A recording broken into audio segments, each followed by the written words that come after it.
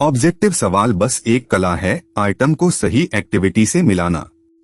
Operating, investing, financing सिर्फ letter याद मत करो, ऑप्शन का लॉजिक भी समझो, तभी एग्जाम में बदले हुए सवाल पर भी जवाब आएगा। ये सवाल सेक्शन का रिवाइजल है।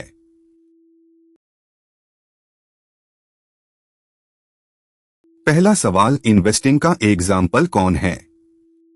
इन्वेस्टिंग मतलब लॉन्ग टर्म एसेट खरीदना बेचना। फिक्स्ड एसेट खरीदना मतलब मशीनरी, बिल्डिंग, ये इन्वेस्टिंग है। इश्यू ऑफ डिबेंचर या लोन की रिपेमेंट वो फाइनेंसिंग है। रॉ मटेरियल खरीदना वो ऑपरेटिंग।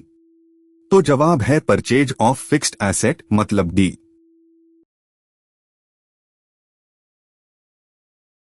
दूसरा, कैश फ्लो स्टेटमेंट किस स्टैंडर्ड से बनता है? ये बहुत बार पूछा जाता है, दिमाग में बैठाओ AS3 यानी अकाउंटिंग स्टैंडर्ड 3। बाकी ऑप्शन AS1, 6, 7 कंफ्यूजन नहीं करना, कैश फ्लो AS3।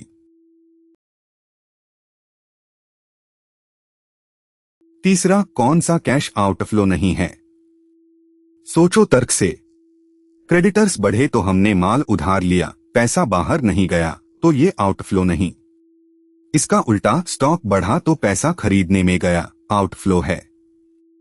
प्रीपेड खर्च बढ़ा तो भी पैसा निकला, आउटफ्लो है। तो जवाब ए, क्रेडिटर्स में वृद्धि जहां कैश नहीं गया।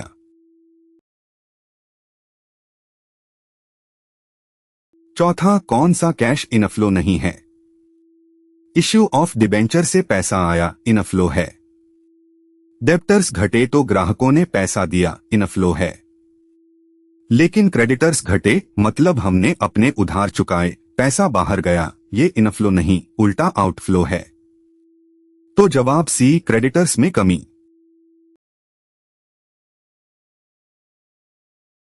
पांचवा, ऑपरेटिंग का एग्जाम्पल।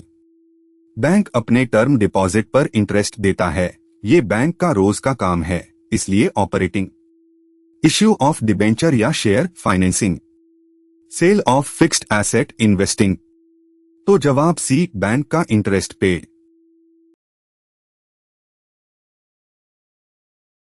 सार याद रखो, इन्वेस्टिंग फिक्स्ड एसेट की खरीद बिक्री, financing share, debenture, loan, operating रोज का काम और बैंक के टर्म डिपॉजिट पर इंटरेस्ट भी, और कैश फ्लो स्टेटमेंट हमेशा AS3 से।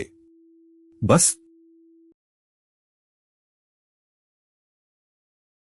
ये 5 ऑब्जेक्टिव सवाल रिवाइज हो गए। बाकी MCQ हम सॉल्यूशन वीडियो में पूरे करेंगे। फुल कोर्स हर सवाल कदम से, बिना जल्दी, mtboard.ai पर।